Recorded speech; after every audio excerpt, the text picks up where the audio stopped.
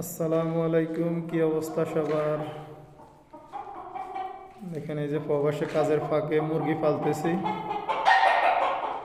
অবশ্য মুরগি তো আর সবসময় ফাঁসে রেখে দেওয়া লাগে না। এই যে রুম আছে কফিলের, কফিলের বাড়ি অনেক বড়, তো অনেকগুলো রুম এভাবে খালি পড়ে রয়েছে।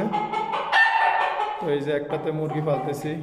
আপাতত 5টা আনছি আর কি, ইনশাল্লাহ ডিমও দিতেছে।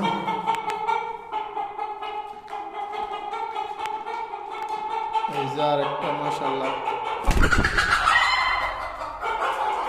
ও আমারও দেখে ভয় পাইছে। এই যে আরেক জায়গায় দেখছেন? এই যে মাশাল্লাহ, কাজের ফাঁকে ফাঁকে এগুলো টুকটাক করা লাগে, নাহলে চলতে অনেক কষ্ট হয়ে যায়, কারণ যে স্যালারি আমাদের।